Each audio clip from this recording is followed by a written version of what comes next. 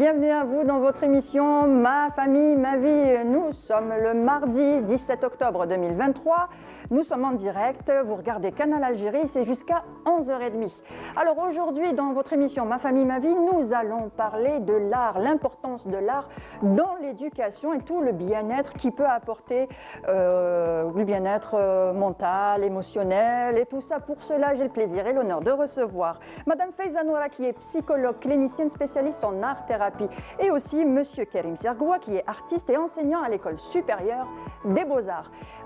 Les rubriques s'y collent aussi, on parlera art aussi, conseils pratiques. J'aurai le plaisir de recevoir notre collègue et ami Kherdin Khaldoun, nous on l'appelle Khero. C'est un artiste conceptuel. Qu'est-ce que l'art conceptuel? Il nous en parlera tout à l'heure dans la rubrique conseils pratiques. Il donnera aussi des conseils par rapport au Zentangle. Qu'est-ce que le Zentangle? C'est Khero qui nous en parle tout à l'heure. Qu'est-ce que l'art urbain? C'est Wahida Salimchef qui s'y colle dans sa rubrique We Share en fin d'émission. Voilà le menu qu'on vous propose en tout cas aujourd'hui dans l'émission Ma famille, ma vie. Restez branchés avec nous parce que ça commence tout de suite.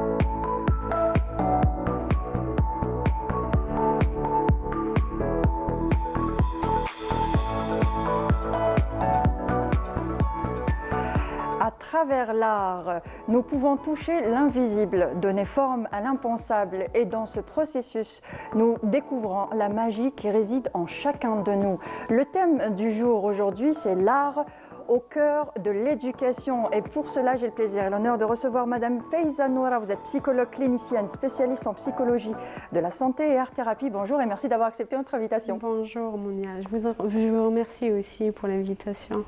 Avec nous aussi Monsieur Karim Sergoua, vous êtes artiste et professeur enseignant à l'école supérieure des Beaux-Arts. Bonjour et merci d'avoir accepté notre invitation. Ravi d'être là comme toujours. Merci. Alors on parle d'art aujourd'hui. Tout le monde, on va dire que tout le monde sait ce que ça veut dire l'art, tout le monde a une définition de l'art, mais quand on demande à chacun la définition de l'art, chacun le définit à sa façon et tout le monde n'a pas la même conception de l'art. Alors Monsieur Sergoua, quelle est votre définition de l'art?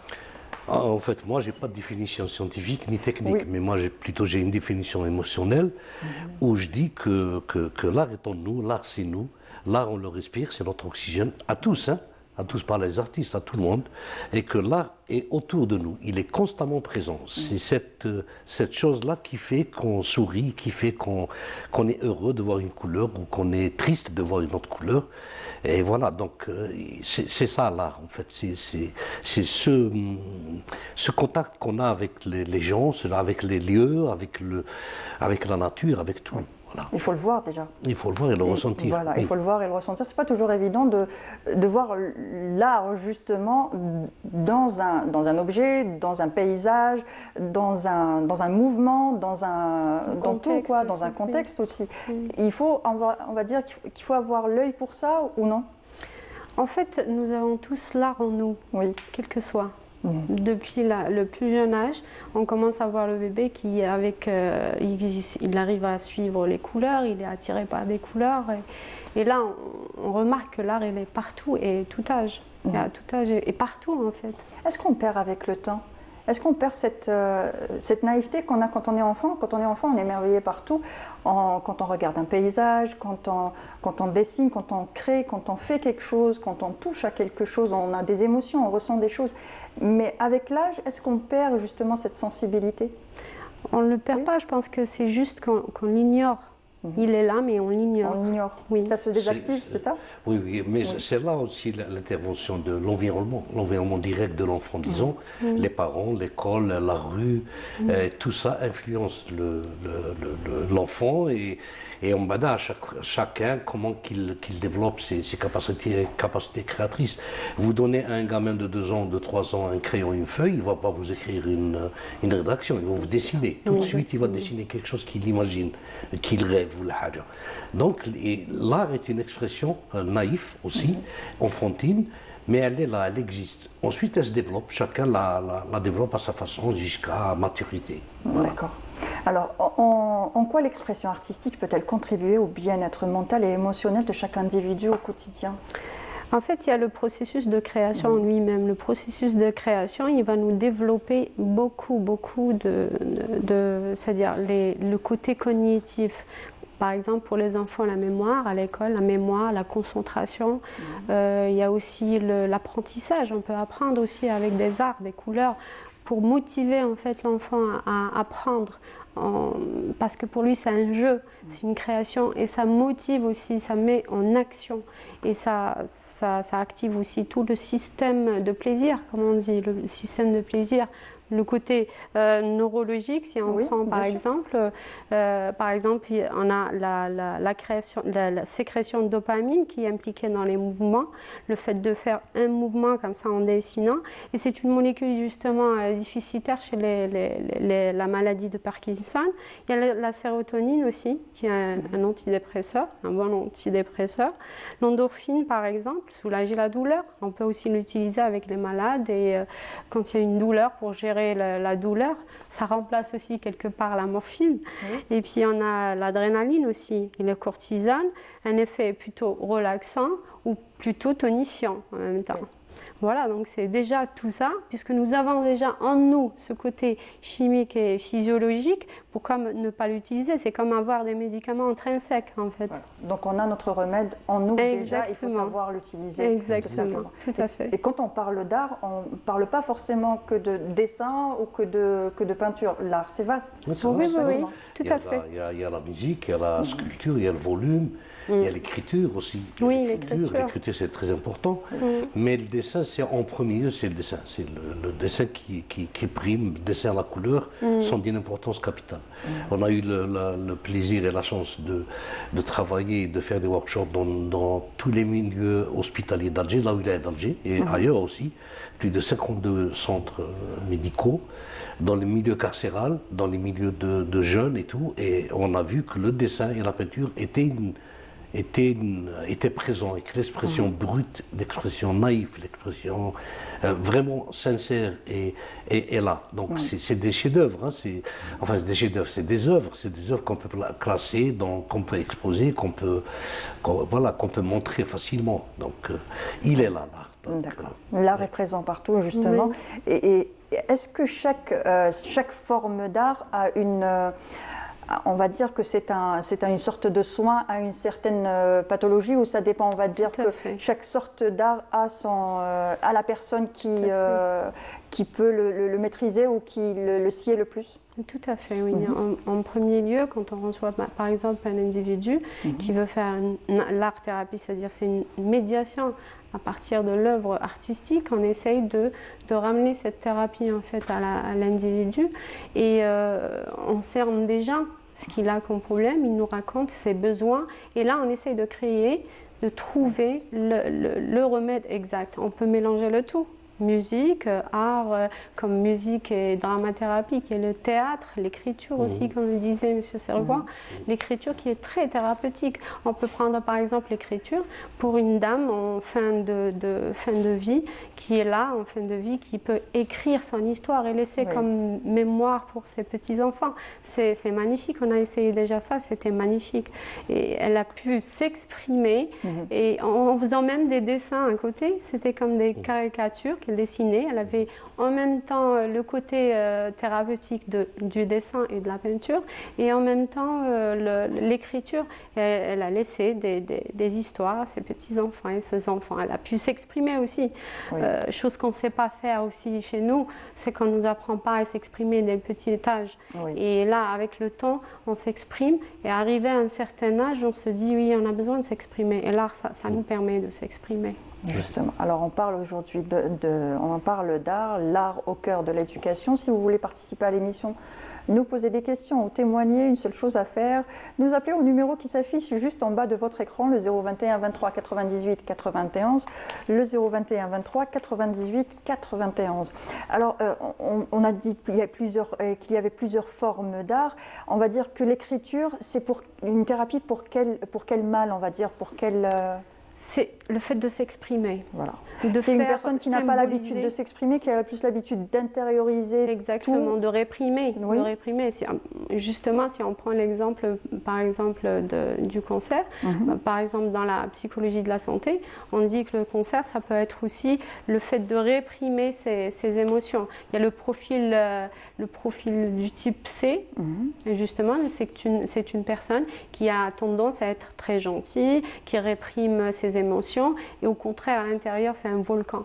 C'est une façon, elle ne dit jamais non, par exemple, elle s'exprime pas, elle réprime, et à un certain moment, ça peut déclencher n'importe quoi. Bah oui. Les ulcères, les collants, les cancers, toute maladie en fait. Oui, on nourrit justement la maladie en faisant de la rétention à chaque fois. Et avec l'art, on exprime tout ça et on fait sortir tout ça pour que tout ça sorte et que ça ne reste pas à l'intérieur. Alors en quoi, Monsieur Sargoua, en quoi la pratique artistique personnelle, votre pratique artistique personnelle contribue-t-elle à votre propre bien-être et votre développement en tant qu'artiste? En tant qu'artiste, déjà, le fait de rentrer dans mon atelier quotidiennement et de rester en face mes travaux, mes anciens, mes nouveaux, c'est déjà une thérapie pour moi.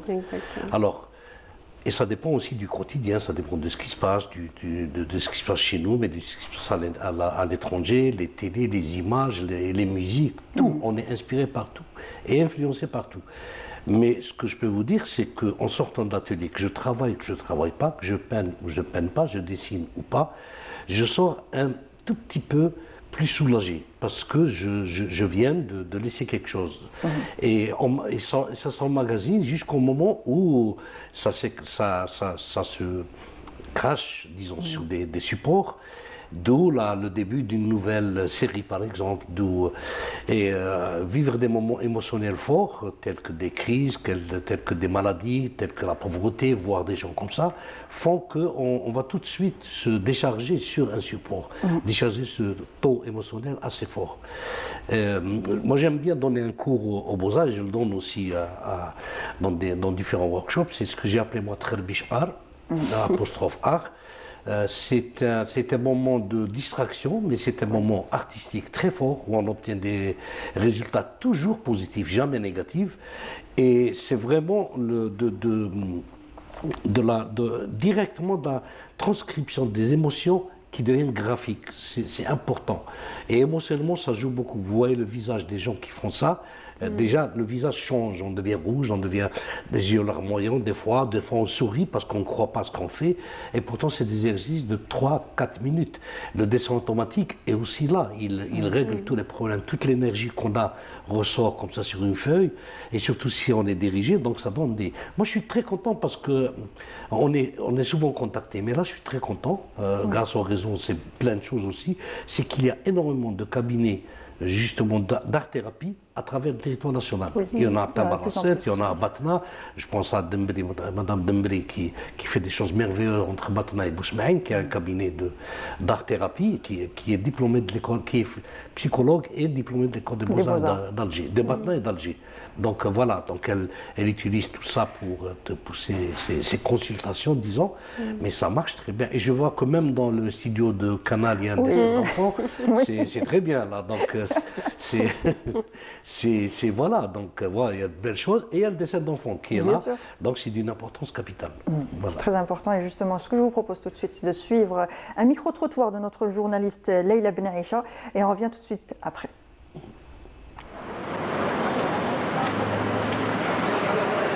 حاجه مليحه يعني نشجع الناس كما يقولوا اللي مهتمين ولا انهم يديروا لافام الخطوه الاولى تاعهم باسكو الخطوه الاولى هي من اهم الاشياء بيان سور نديستريسي وحنا كي نديروا عفسه تاع فن عفسه هكا شغل نحو على خاطرنا ومن طولو كان يقريوها هنا حنجحوا فيها في هذه العفسه تسمى تحل لافينير سا ديفلوب لو جون ايتيديون جون الجيريان ففايس واحد اخرين ماشي غير في قرايته زاكدا تمديت له شغل حل واحد اخر يقدر ما ينجحش في قرايته ينجح في عفايس هكا ارتستيك حاجه التياتر حاجه ما انا باليش موسيقى حاجه هكذا ما انا باليش انا حاجه ديسان حاجه بانتر المهم شغل يزيد يديفلوب اكثر واكثر ويقدر ينجح. L'activité artistique, elle est très importante, elle est primordiale pour le développement premièrement du cerveau des enfants. Elle a des conséquences importantes. C'est expérimenté déjà au Japon, les pays occidentaux. Premièrement, dans son cerveau, il va développer les autres activités. Deuxièmement, on va récupérer les talents parce que c'est un sondage global, 6 millions à 7 millions, et on peut structurer et orienter dans un cadre légal. Ma sœur, elle fait le théâtre déjà. Elle est plus sociale هكا سرحت لها هضره ما باش كيفاش يقولوها ولات تهضر خير من اللي كانت هي مليحه في الليلة مليحه بليسكو الجزائر نوتر بيي حاجه مليحه تشجع الناس باش تزيد تعلم وتكتسب خبرات اخرى باسكو كاين بزاف عفايس اللي احنا ما نعرفوهمش وبالك في هذا الليسي هذا راح نزيدو نكتسبوا كما يقولوا خبره واحده اخرى نزيد نعرفوا عفسه اللي ما كناش نعرفوها من قبل. هذا بالنسبه لي حاجه مليحه وشجع الناس انهم يتجهوا للليسي هذا ويقراوا ونتمنى ان شاء الله النجاح لكل واحد ان شاء الله. Et voilà, on a eu l'avis des passants. Et le dernier, justement, on parlait du lycée. Pour le bac art cette année, ça a commencé l'année dernière. Ils étaient en deuxième année. Voilà. Et là, ils passent le bac cette année. Le bac art, c'est aussi important, le bac art, bien sûr. C'est quelque chose qu'on revendique depuis toujours, des années, plus de 40 ans. On a dit qu'il faut absolument qu'il y ait une section art au lycée, qu'il faut qu'il y ait un bac artistique. Musique, art dramatique et beaux-arts. Et cela va, bien sûr, va élever le niveau, les gens vont pouvoir choisir art, et voilà. Et même la note, on a réussi avec le ministère de l'Éducation à ce que le cours de dessin soit un cours obligatoire et non pas un cours facultatif comme ça. C'est devenu un cours obligatoire. Malheureusement, ça ne joue pas le jeu partout, mais ça commence à venir. Mais c'est grâce aussi à des galeries, à des lieux d'art et tout qui organisent des rencontres sur l'art avec des enfants. Je pense à plein de galeries. Ça développe cet esprit-là. Il faut que les gens sachent que tout ce qu'il y a autour de nous est de l'art. Tout ce qu'il y a autour de nous a commencé par être dessiné d'abord avant d'être industrialisé ou fabriqué. Exactement. Là, comme on est au salon, tout, pratiquement tout. De notre linge à nos bijoux, à vos bijoux, oui, à vos lunettes, à tout, à mes lunettes, aux couleurs, à tout. Tout a une base de dessin. Ça a commencé par ça, par d'abord gribouiller une forme et proposer une couleur. Après, il y a la machine qui intervient. Et donc, si on ne tient pas compte de ça, c'est pas possible. Il y a même des psychologues et des chercheurs qui ont, même dans la gestuelle, des sportifs, même quand on prend le grand joueur qui touche beaucoup d'argent, le joueur portugais qui joue en Arabie Saoudite, pour ne pas citer son nom, croyez-moi qu'il a des coachs, même pour ses gestes, même pour son sourire. Même. Et ça, c'est de l'art. Hein. Même dans sa façon d'être, c'est de l'art. Sa façon de s'habiller, c'est de l'art. Et donc, il y a des formations, c'est devenu professionnel, et ça peut être inné aussi. Voilà. Et c'est vraiment très vaste, c'est vraiment un très bon prétexte et sujet pour travailler, pour réfléchir, pour écrire aussi. Voilà. Nous, on aime bien dans nos ateliers, quand on fait des ateliers, on aime bien qu'on soit assisté par des techniciens, mais aussi des psychologues, des scientifiques, des médecins, pour qu'ils puissent écrire, pour qu'ils puissent nous aider, nous aussi, à comprendre les choses. Et ça se passe très bien. Voilà. Alors, on parlait d'enfants, justement, et comment les parents peuvent-ils utiliser l'art comme un moyen pour soutenir le développement émotionnel et intellectuel de leur enfant ? Déjà, il faudrait qu'ils le fassent ensemble. Oui. Prendre le temps de rester avec son enfant. Exactement. Et gribouiller avec lui. Exactement. Oui. Pour avoir cette relation mère-enfant ou père-enfant, et pour avoir ce moment-là intime avec ses enfants, c'est important. Le développement émotionnel et pour l'attachement de l'enfant, le développement. Et ce qui pourrait aussi inciter les enfants ou les encourager à prendre ça au sérieux aussi, parce que c'est vraiment important. Et de mettre dans la culture de la famille pour pouvoir s'exprimer aussi. Un enfant, on peut trouver des enfants qui ne savent pas s'exprimer, par exemple. Ils ont du mal à s'exprimer. Et à travers l'art, on peut comprendre ce qu'ils peuvent dire. Ils ont envie de dire quelque chose, de transmettre une émotion. On peut avoir ce contact avec l'enfant et le développer vraiment. C'est-à-dire, déjà, ça commence avec les parents et puis à l'école aussi, à l'école. Et on peut très bien faire de l'art à l'école pour motiver l'enfant et lui donner envie d'aller. On peut aussi, même, il y a d'autres pays qui font des maths avec de l'art. Et ils font des maths avec de la musique aussi. Donc, c'est pour donner l'envie à cet enfant. Jusqu'à présent, les enfants se disent pourquoi on va à l'école. C'est toujours contraignant l'école et tout. Et faire rentrer ce côté artistique et fun. Mais casser cette routine, ça peut être une très bonne initiative pour les enfants. En fait. Alors l'art nous permet aussi d'exprimer nos émotions à travers, que ce soit le dessin, les couleurs, la musique, le théâtre, la poésie, la photo aussi. Oui. Comment justement gérer ces émotions-là? Comment apprendre à les gérer en s'aidant avec, par exemple, un enfant, pour lui apprendre à connaître ses émotions, à reconnaître ses émotions et à savoir vivre avec et les utiliser comme un booster et non pas comme un frein. Comment utiliser l'art pour l'aider justement? Justement, il y a une technique qu'on peut montrer aussi, une sorte de psychoéducation pour les enfants, apprendre les émotions aux enfants. C'est-à-dire on met des couleurs et on dit ça c'est être triste, ça c'est être en colère, et ça, c'est être content ou joyeux ou grincheux. Est-ce qu'on choisit les couleurs un petit peu comme on veut ou par rapport à l'enfant, par rapport à ses couleurs aussi? Parce que pour certains, peut-être le rouge, aujourd'hui on est en rouge, peut-être que pour certains le rouge c'est la colère, pour d'autres c'est l'amour. Ça peut être la passion aussi, ça peut être plein de choses. Donc on peut laisser l'enfant choisir. D'accord. Histoire de Justement, jouer avec. C'est ça le problème, excusez-moi, c'est ça le problème qu'on a eu et c'est ça le problème qu'il faut régler. C'est éviter les référents, éviter les modèles. Parce que quand on donne une pomme à un enfant et on lui dit dessine-moi la pomme, il va être triste jusqu'à un moment, et ça peut durer des mois, où il arrivera à la dessiner juste, comme il la voit. Par contre, le même enfant, on le prend et on lui dit interprète-moi ou dessine-moi le ciel, il va se lâcher à fond. Et pourtant, c'est le ciel, il n'y a rien, il n'y a pas de modèle, c'est très abstrait, et là, il va développer toutes ses capacités pour vous convaincre que c'est le ciel. Vous comprenez? Donc, quand il y a un modèle et quand il y a un truc ou un portrait ou une photo, l'enfant va être bloqué. Parce qu'il n'a pas la technique, pas dans la création. Et l'animateur de l'atelier, les animateurs de l'atelier, ça aussi c'est important quand on fait des ateliers de dessin.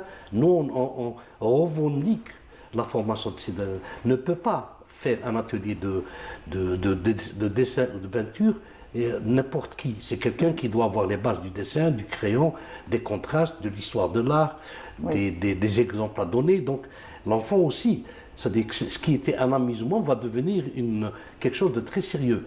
Et je vois que ça commence vraiment réellement sur le terrain. Moi-même, j'ai été contacté par plein de parents à un niveau de l'école ou d'une autre école privée, mais aussi à un niveau personnel pour des one-to-one, pour des ateliers avec des enfants et où les parents me disent notre enfant a beaucoup d'énergie et il faut qu'il développe ça donc on crée des espaces, on crée des triples murs à la maison, un mur sur un mur sur un mur, papier, carton, mur, pour que l'enfant ne soit pas du tout limité par l'espace ni par la technique. Et il est là à s'exprimer. Et croyez-moi, les résultats sont en majorité à 80% réussis.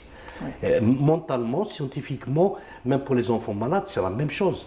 Il y a un centre de rééducation pour les enfants mineurs jusqu'à 15 ans où on a fait un atelier magnifique avec eux, on a peint toutes leurs chambres, leurs dortoirs, la cour, et il y a eu un grand match du Moulin d'Alger contre une équipe, et donc c'était l'heure de la télé. Et nous on peignait. Personne n'est rentré voir la télé. Le directeur de la prison est venu du centre est venu me dire, monsieur, que c'est pas possible. Parce que le foot, en général, on arrête tout pour. J'ai dit, mais regardez-les, regardez comment ils sont. Ils sont en plein. Ils étaient heureux de peindre, heureux de peindre leur lieu en fait. Et là, il y a des résultats très positifs. Même la psy qui était avec nous, elle était émotionnellement ravie parce qu'il y avait un résultat magnifique. Et ils ont développé ça. Là, maintenant, ils ont un atelier un atelier manuel. Ils leur donnent des objets suite à nos propositions, des objets hétéroclites, du bois, des clous, un marteau, du fil de fer, de la peinture, et on leur demande de faire des choses, d'essayer de faire des choses, de développer de s'exprimer, ça donne toujours quelque chose de bien. Voilà. Donc c'est vraiment important. C'est justement la création elle-même, c'est elle qui peut engendrer justement tout le processus de création, parce qu'on laisse libre à l'esprit de faire, et surtout pour activer cette pensée divergente. On a la pensée divergente et la pensée convergente. La pensée divergente, c'est d'avoir plusieurs solutions à un problème. La pensée convergente qui est une solution à un problème, on n'a pas plus. Et la création, elle développe justement cette pensée divergente pour avoir, par exemple à l'école, quand on apprend aux enfants les résolutions de problèmes. Et ça active très très bien le côté cognitif de l'enfant pour essayer de résoudre des problèmes. Quand un enfant, par exemple, nous ramène un dessin, et quand il fait un dessin tout seul, il n'a pas forcément...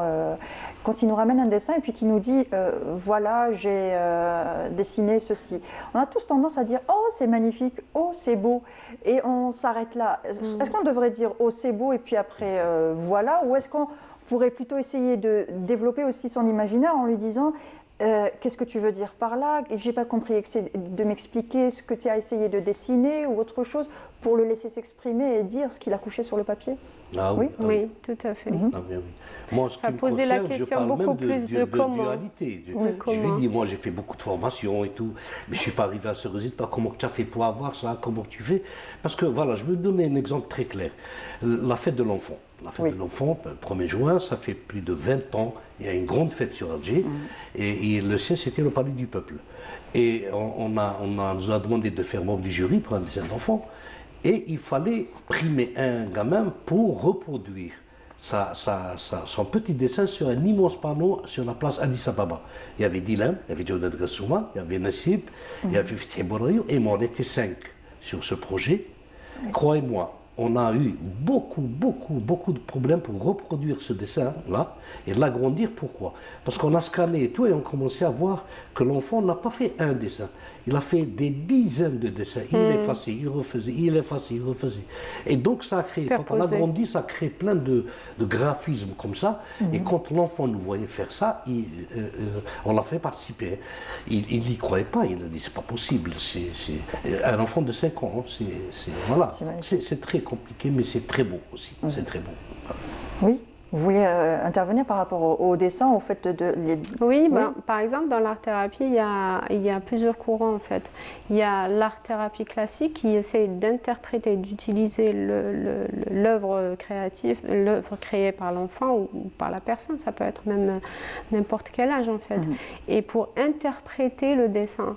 Mais dans l'art-thérapie moderne, c'est plutôt utiliser le potentiel artistique pour pouvoir exprimer, pour pouvoir apporter le bien-être, cette sensation de bien-être. Et dans l'art-thérapie contemporain, c'est vraiment être là dans le moment. Ça ne nous intéresse pas d'interpréter ou bien de jouer, c'est vraiment d'être là dans le moment, comme on dit, vous voyez l'expression des artistes, je suis dans la zone. C'est ce que vous dites, c'est ça. Oui. C'est être dans la zone, c'est vraiment être au moment présent, on est là. Et c'est ça le problème justement. Par exemple, si on arrive à gérer le stress, si on voit par exemple notre mental, il est dans le passé et dans le futur. Et ça, c'est vraiment un problème. On ne vit pas dans le présent. On ne vit pas dans le présent. Avec l'art, on revient au présent, au moment présent. Et c'est ce qui fait qu'on est là, on se sent vivant. Parce que c'est une illusion, le futur et le passé. On a peur pour le futur, on a peur, on anticipe des scènes ou des catastrophes. Et puis dans le passé, on est triste parce que j'aurais pas dû, je suis triste. Et c'est ce qui fait que beaucoup de gens maintenant, ils disent que la dépression, c'est devenu un petit peu à la mode. Presque, si j'ose dire. Si on écoute tout le monde est en dépression, tout le monde est malheureux, tout le monde va mal. Parce que personne n'est au moment présent. Ce qui est formidable avec l'art, c'est on est là au moment présent, on est là concentré sur notre œuvre, quelle que soit l'œuvre en fait. Et le syndrome de la page blanche, ça vous est déjà arrivé? Oui, mais j'adore. Oui. Oui, moi ça m'arrive, mais pour les gamins, non. Hein. Pour les enfants, non, il n'y a pas de Pour les enfants, c'est pour les adultes. Pour les adultes, surtout parce qu'en fait, on triche, on va essayer d'être bien, d'être juste, alors que l'art, c'est pas ça. L'art contemporain, l'art vivant, l'art actuel, c'est pas du tout ça. C'est tout simplement de l'expression. Elle est brute, elle est là, et ce n'est pas à nous de juger si le dessin est bon. Il y a des spécialistes qui sont là, qui vont se juger. Il faudrait qu'on arrête de s'auto-juger, de dire non, il y a des gens qui sont là, il y a la culture du beau, il y a des spécialistes en esthétique, il y a des psychologues de la couleur, il y a des critiques d'art, c'est à eux de juger. Et ça, on ne peut pas le faire avec les enfants, parce que les enfants sont tellement naïfs, ils sont tellement spontanés, ils racontent, c'est des narrateurs, ils vous racontent un dessin qu'il vient de faire, et vous savez qu'il dessine ce qu'il rêve, il dessine ce qu'ils imaginent. Vous leur demandez une maison, il la dessine, la forme, il dessine la forme, mais ensuite il dessine l'intérieur. Alors il oublie les murs, il n'y a pas de murs, il y a la lampe, il y a la table, il vous raconte tout ça, il est narrateur.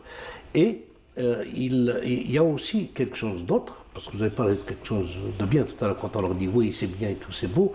Il y a cette façon de voir, de vous regarder. L'enfant, quand il vous donne un dessin, il vous regarde, il regarde l'expression que vous faites.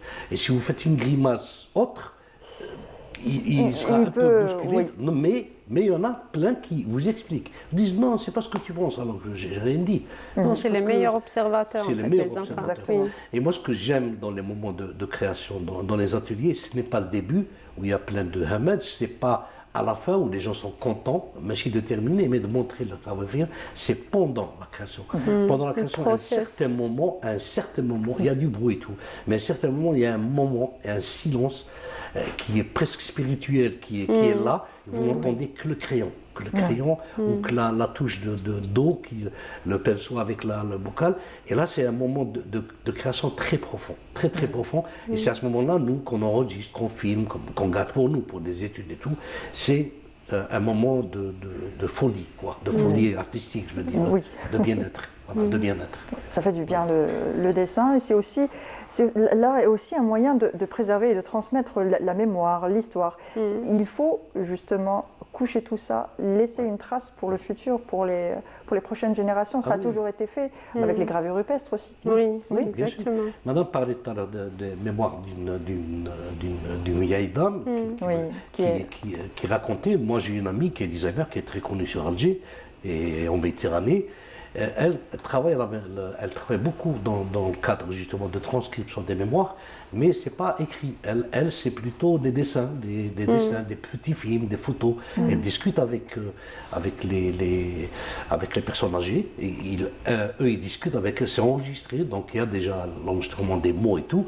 Mais elle transcrit ça avec des dessins et tout qu'elle montre à la dame à un certain moment, parce que la dame, il y a plein de scènes, par exemple, qu'elle ne veut pas expliquer tout à fait, donc des trucs de tristesse ou de joie, hein, et donc ils sont transcrits graphiquement, et ça donne toujours, ça fait plaisir, la vieille de 98 ans qui dit « Ah, c'est moi, ça c'est moi, avec mon chat, avec les petits-enfants », et c'est fabuleux. Non, le dessin, c'est l'un des traitements les plus j'allais dire, égoïstement pour nous, plasticiens, c'est l'une des choses qui nous soulage et qui nous laisse vivre les choses pleinement, quoi. Voilà. Donc c'est très important.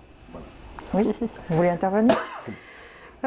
Oui, justement, quand il parlait de les photos où ça donne pour montrer un petit peu les scènes et tout, par exemple, quand on travaille avec l'autisme en lui-même, il y a un problème de communication, ou plutôt d'être en groupe. Et ça peut apporter beaucoup de bien. Et d'accepter l'autre par rapport à... Il vient, tu vois l'individu venir avec son dessin, il essaie de communiquer avec toi et il te dit voilà ce que j'ai dessiné. Et il commence à parler, il commence à communiquer, à toucher. Et petit à petit, être un groupe encore plus grand, exactement, et plus grand encore et encore, et s'exprimer encore, et aller vers l'autre, et être curieux, ça c'est magnifique.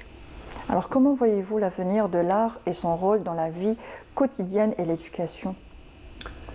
Moi, j'ai toujours revendiqué à ce que l'art soit enseigné ou soit donné dans les écoles primaires. Il est donné à la crèche. C'est la crèche, c'est avec ça qu'il fonctionne. Le dessin, la maternelle aussi. Dessin, pâte à modeler, tout ça. On apprend tout avec ça. Oui, l'école primaire, il n'y a plus de dessin. Ça devient un club où là, le prof de français exige quelques petits dessins. Le CM, le cours revient. Le lycée, maintenant, il revient. Et maintenant, il y a même un lycée artistique spécialisé. Parce que l'art, c'est aussi, il y a son côté professionnel. L'art aussi, c'est une formation sérieuse de formateurs, mais aussi d'artistes. On ne forme pas d'artistes, mais on leur donne tous les atouts pour pouvoir, et les techniques pour pouvoir s'exprimer. Mais l'art doit être partout. L'art doit être dans la rue, dans les jardins, la couleur, les formes, le graphisme, la façon de faire un barodage. Tout doit devenir, là où votre œil se pose, il doit être apaisé, il doit être... au chalet, on se pose des questions. Mais de là, quand on voit nos cités ADL, comment ils sont conçus, vraiment, je plains je me mets à la place des habitants, c'est sortir comme ça le matin et voir ça. On pourrait peut-être donner une touche artistique avec un peu de peinture. Oui, ça commence. Ça commence déjà. On fait appel à nous et tout. On fait appel à nous, mais avec des commandes bien précises. Dessine-moi un paysage là. Non, laissez-moi dessiner ce que je veux. Parce que je vais travailler avec les gens du quartier et tout. Donc, ça va être mieux. Voilà, donc l'art est d'une approprier le quartier, en fait, quelque part. Oui, on a fait des trucs. Et d'avoir un sentiment d'appartenance, chose importante aussi. Dessine-moi ton quartier, c'est une opération qui a très bien. Surtout qu'ils ramènent de partout, par exemple. Ils ramènent de partout pour mettre ça, c'est une bonne initiative. Le concours national, on travaille avec le ministère de l'Environnement, le concours national du village le plus beau. La première chose qu'ils ont fait, tous ces villages, ou en Kabylie, ou à Cherchel, ou à Ténès, c'est de faire appel à des artistes pour animer des ateliers de dessin des habitants pour qu'ils puissent mettre des fresques. Ils ont commencé par ça, après la poterie et tout. Voilà, c'est très très beau. L'art revient comme ça. Et le dessin d'enfants est d'une capitale. Il faut laisser les enfants s'exprimer. Même si on a des murs à la maison. Au chalet, c'est très beau. Il faut les laisser gratter. Il faut leur donner les moyens. Et voilà, donc à un certain moment, ils vont s'arrêter à la colère. Ils travaillent, mais à un certain moment, ils vont vouloir être plus techniques sur des feuilles, sur des choses parce que... Voilà, ça, structuré, c'est excellent, justement. D'habitude, ils crachent tout, c'est des peintres, c'est des peintres abstraits, ils jettent tout. Ils s'expriment, mais après, ils commencent à devenir plus structureux, plus égoïstement. Oui, ils cachent des choses, ils montrent des choses. Il y a des choses qu'ils montrent à papa et qui ne montrent pas à maman, et l'inverse, à la petite sœur, et voilà. Donc, moi, j'ai 3 ou 4 amis qui ne dépassent pas 8 ans. Dont un, son père travaille à la télé, Anis, je crois, sur pied. C'est un génie, c'est vraiment un génie. C'est mon pote, c'est mon ami. Il vient de temps en temps dans mes expos, dans les ateliers. Et voilà, donc une fois, il a eu un fou rire parce qu'il a dessiné son chat, mais il l'a dessiné d'une façon subtile, très beau et tout. Il riait, je lui ai dit pourquoi, il m'a dit parce qu'il est vraiment comme ça. Donc voilà, donc c'est superbe, c'est superbe. Non, l'art est important. C'est de l'oxygène en fait. Voilà. Ben oui, quand on arrive à voir que l'OMS insiste et dit en novembre 2019, et demande aux artistes d'avoir plus de recherches parce qu'il y a plus de 900 recherches scientifiques sur l'art et les bienfaits de l'art. Donc elle demande d'avoir encore plus de méthodologie et plus de preuves parce qu'elle a remarqué aussi et elle a déclaré carrément dans son rapport qu'il est bénéfique dans les hôpitaux, avec les malades, avec les psychoses, les névroses, les enfants, à l'école, partout, même en société. Vous voyez déjà en Algérie, on a toujours notre drapeau, les Algériens. Oui, exactement. C'est un peu l'appartenance. Merci en tout cas. Merci pour votre présence aujourd'hui. De rien, c'est un plaisir. Madame Faiza Nouara, vous êtes psychologue clinicienne spécialiste en psychologie de la santé et art-thérapie. Merci pour votre partage. Monsieur Karim Sergoua, vous êtes artiste et enseignant à l'École supérieure des Beaux-Arts. Merci encore pour votre présence et votre partage. Merci beaucoup. Juste un petit mot.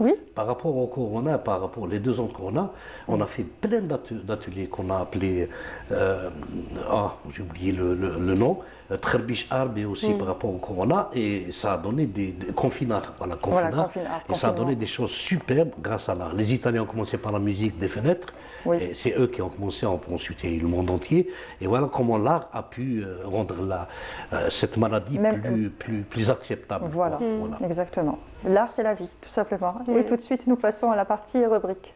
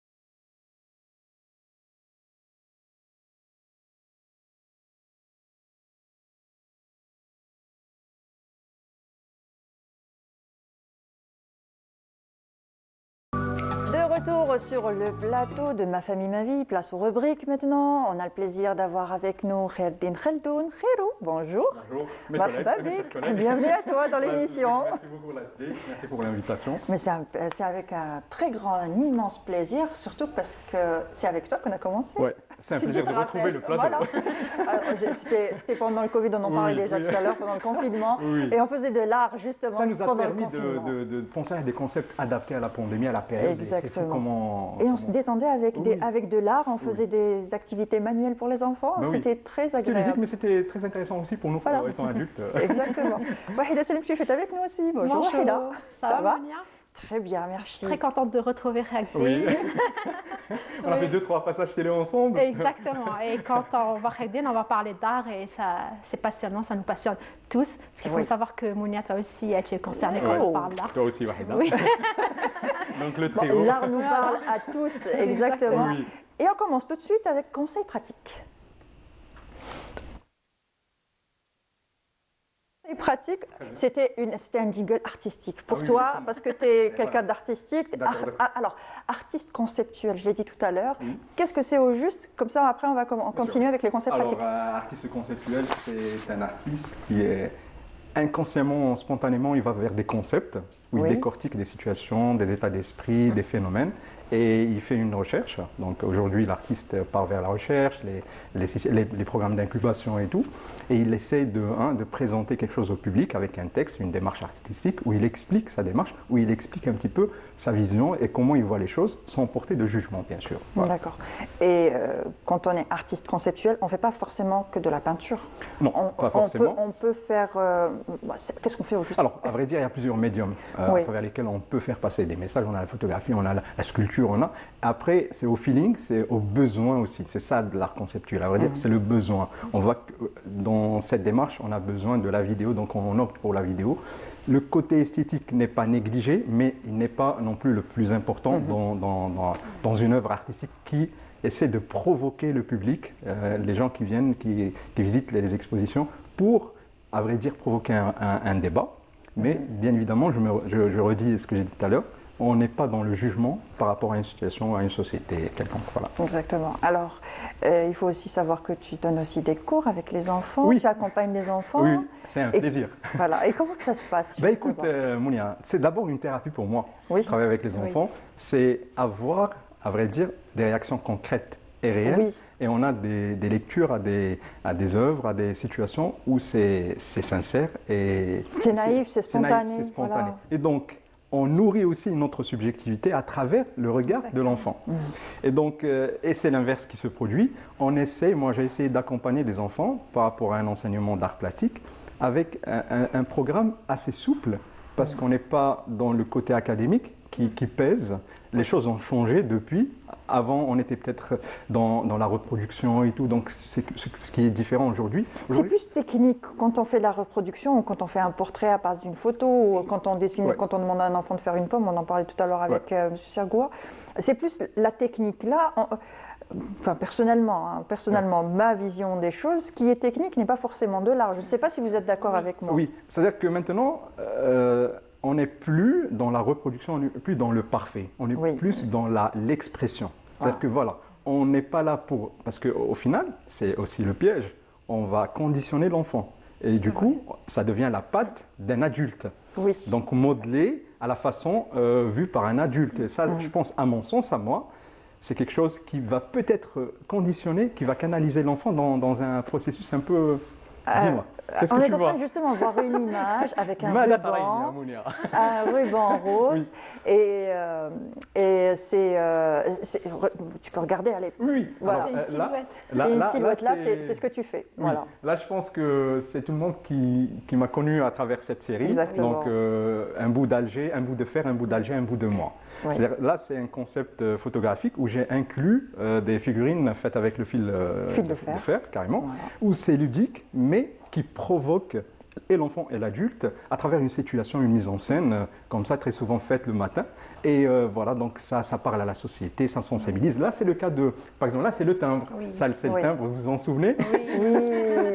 C'est le fameux timbre que j'ai essayé que j'ai confectionné, voilà, par rapport à la sensibilisation au dépistage du cancer du sein. Tu choisis toujours un moment pour prendre tes photos. Oui. Tu partages beaucoup de photos sur les réseaux sociaux, photos magnifiques en tout cas, merci. qui font éveiller en nous quelque chose, qui font bouger quelque chose en nous, qui provoque une émotion. Oui. Pourquoi choisir ce moment-là? Oui, pourquoi choisir le minaret, le monument d'Alger, et la mise en scène, voilà, donc c'est souvent le matin, voilà. Oui, c'est le à matin l'aube. parce que moi je me lève le matin et c'est la lumière, à vrai dire, du jour qui détermine mon état d'esprit et qui essaie de provoquer cette mise en scène en moi. Oui. Après, il faut se dire que aussi je me colle aussi aux événements. Donc le mois d'octobre à ne pas négliger. Donc on sensibilise, on en parle tout au long de l'année, mais le mois quand même c'est un mois dédié à la sensibilisation au dépistage. Et là on voit autre chose. Là, j'ai fini par animer les photos. Voilà. Et ça fait du stop motion. Et là, c'est le pianiste. Oui. Et la chanteuse. Et la danseuse, ou chanteuse, voilà. Donc voilà, donc c'est ludique, mais ça provoque en nous cette envie d'aller aussi vers l'art aussi. Parfois, j'utilise l'art pour aller vers l'art aussi et voilà, et dire que c'est de la thérapie au final, Mounia. Et justement, quel conseil tu nous donnes aujourd'hui? Alors aujourd'hui, le conseil que je donne, que ce soit aux enfants ou aux adultes, c'est voilà, utiliser l'art pour, à vrai dire, il faut le dire, pour essayer de régler certaines choses en nous, pour essayer d'apaiser les maux qu'on peut vivre tout au long de la vie, pour essayer aussi de provoquer le bonheur aussi. Il y a quelque chose qui... Oui, il y a quelque chose qui passe toujours, oui, c'est toujours... C'est une vidéo toujours. Oui, voilà. c'est ludique, c'est le pêcheur. C'est le pêcheur. Toujours avec du fil de fer. Oui. Et quand tu es justement en train de fabriquer, façonner tes petites figurines et tout ça, tu es dans quel état d'esprit? Est-ce que tu t'évades? Je m'évade, je joue, je suis content. Parfois, il y a un besoin de créer, un besoin parce que ça me fait aussi une certaine extériorisation de ce que j'ai à l'intérieur. Et ça, c'est la continuité de ta question, de la réponse plutôt. Donc, il faut essayer à travers là à vrai dire, de s'extérioriser, de vider l'intérieur. Parce que les ondes négatives, il faut le dire, c'est des ondes qui nous envahissent et qui envahissent l'entourage qui nous entoure. Et du coup, pour un adulte ou pour un enfant, donc pour un adulte, c'est une forme de décompression. Pour un enfant, c'est une forme de construction, à vrai dire. C'est magnifique. Là, c'est le violoniste. Ah, moi, j'essaie d'aller toujours vers une note positive. Oui. Voilà. Et aussi, il y a aussi une autre technique qu'on apprécie tous les deux. Oui, le zentangle. Voilà. Exactement. Et d'ailleurs, moi et toi, il faut le dire. Oui. Parce que nous aussi, nous passons aussi par des moments qui sont des moments tendus et un peu difficiles. Bien sûr. Nous qui faisons la télé aussi, n'est-ce pas, Wahida? Donc on a besoin aussi de on est comme tout le monde. On a besoin de moments d'évasion, on a besoin de moments de décompression, on a besoin d'un moment où on doit ne plus penser à rien du tout. Se déconnecter. De se déconnecter et aussi de jouer aussi. Oui. Pourquoi ne pas jouer? Et puis aujourd'hui, là, nous permet de se libérer, justement. Voilà, donc, et Trerbich, c'est une bonne façon. Trerbich, bien sûr, il n'y a pas mieux. Moi, j'appelle ça Trerbich, le zentangle. Le principe du zentangle. Alors, si on pouvait l'expliquer aux téléspectateurs, le principe du zentangle. Le zentangle, c'est très simple. Donc, c'est une technique étudiée par des thérapeutes et des artistes qui, au final, ils ont trouvé que la meilleure solution de se vider et de décompresser, c'est de reproduire une même forme dans un espace fermé. Oui. Bien sûr, un espace qu'on dessine, un carré, un rang ou peu importe la forme. Et là, on revient toujours. Ah là c'est autre chose. Désolé. Oui, là on fait là, une c'est un pause. coup de cœur justement. aujourd'hui. Oui. Voilà, donc aussi à travers l'art, nous essayons de supporter, nous essayons aussi d'apporter notre soutien à des causes qui nous touchent, humaines avant tout. Oui. Et aujourd'hui, le cas est là, c'est la Palestine, donc c'est une cause donc arabe, c'est une cause mondiale, à vrai dire, donc humaine. Donc aussi à travers l'art, nous portons aussi notre voix et nous rejoignons aussi les voix des autres pour dire que voilà, dans les causes humaines, dans les situations pareilles, on est là, l'artiste est là, à vrai dire aussi. Exactement. Et il ne faut pas oublier aussi que les enfants sont les premières victimes. De ce génocide, on peut le dire, parce que ce n'est pas une guerre, c'est un génocide, exactement. Nous, en tant qu'artistes, que ce soit, et puis artistes en particulier algériens, l'artiste algérien a toujours exprimé sa position, son soutien clair et moral aussi, et logique et humain. Exactement. Avant toute chose, sans manipulation aucune, donc, à travers son art et dire les choses réelles et concrètes. Voilà. Donc, et c'est toujours d'une façon un peu subtile, qui est accepté par l'enfant, parce qu'on s'adresse aussi à l'enfant, donc il y a quand même une certaine subtilité dans le traitement et la présentation de l'art. Voilà. Exactement, tout doucement, le présenter à l'enfant, et puis l'enfant aussi peut faire du zentangle, pour revenir au zentangle. Au zentangle, et c'était génial, Monia, il faut dire. Un petit coucou à Majda Ben. Majda Ben, c'est elle qui nous a initiés. Voilà, justement, elle est psychologue, elle est artiste, et elle anime aussi pas mal d'ateliers, aussi d'art. Et justement, avec elle nous a tous réunis. On faisait des sorties, on se rencontrait parce qu'on voulait passer un moment ensemble, et elle nous a initiés à la technique du zentangle. Donc, comment que ça se passe, Tu sais quoi, pour l'anecdote, c'est là où j'avais repris, ça m'a réconcilié avec l'art, à vrai dire. Je me suis déconnecté au moment de l'université, de la période de l'université, les 4 années de l'université. Après, il y a Majda qui intervient, et là, ça m'a reconnecté avec l'art, et ça m'a réconcilié avec ma propre personne, parce qu'il faut savoir, même pour l'artiste, c'est des périodes aussi, donc il faudrait accepter. Pour pouvoir accepter tout ça, il faut faire un travail. Sur soi aussi. Et voilà. Oui. Exactement. Et tout de suite, on va parler d'art urbain avec Wahida Selmi. Tambour. Après, si.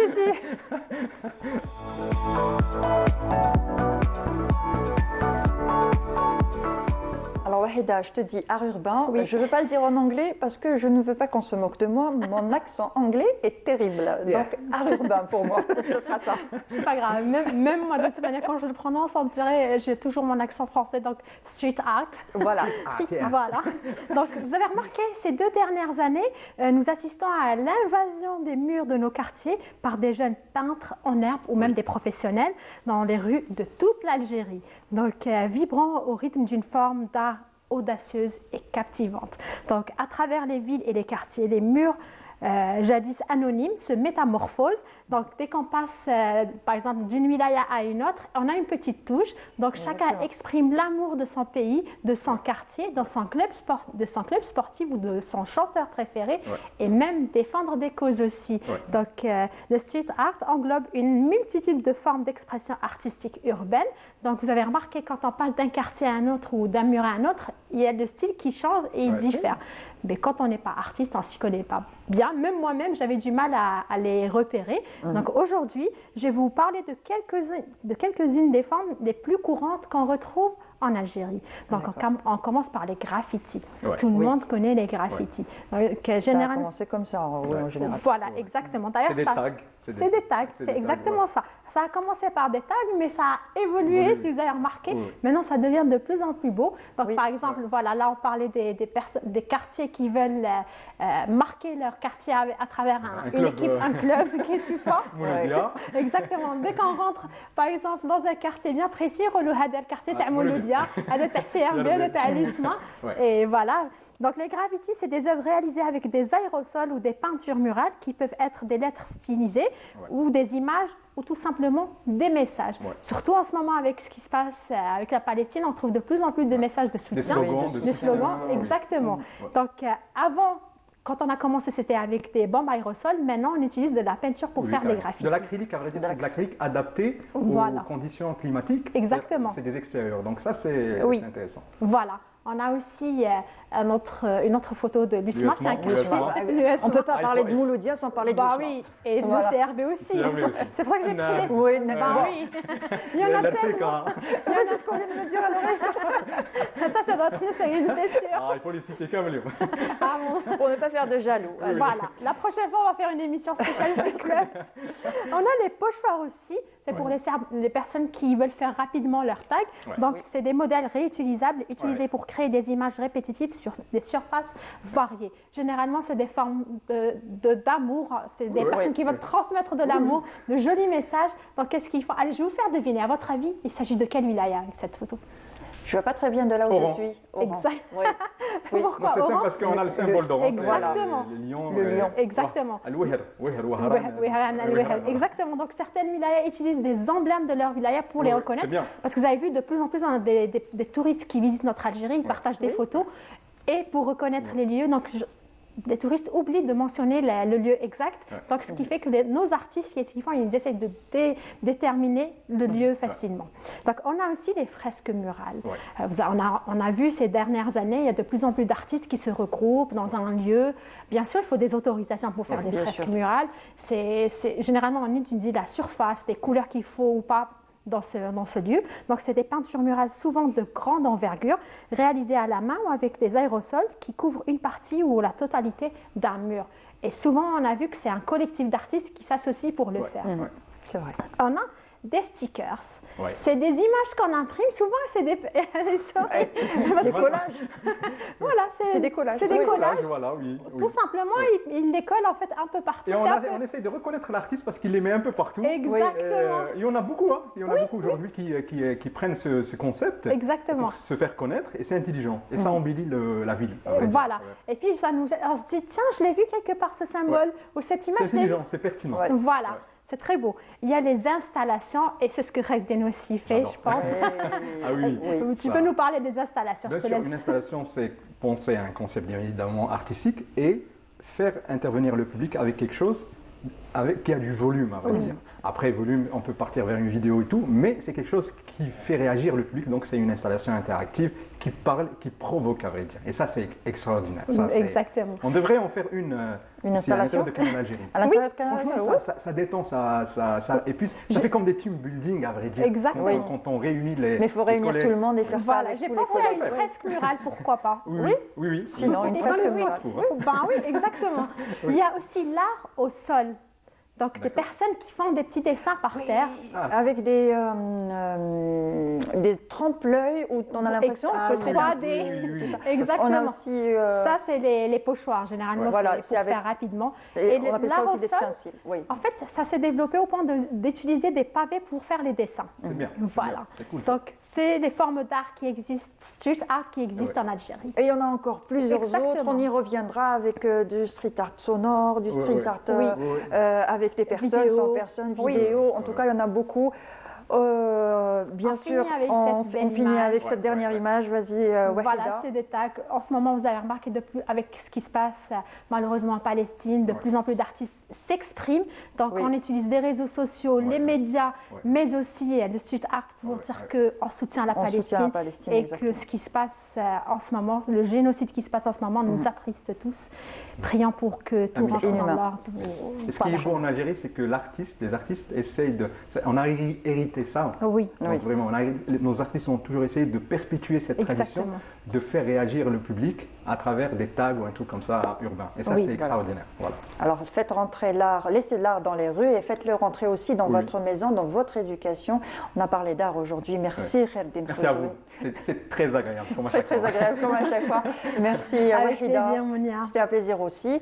On se retrouve demain, 10h30, sur Canal Algérie, bien sûr, pour votre émission Ma famille, ma vie. Bonne journée à vous. Au revoir. Merci.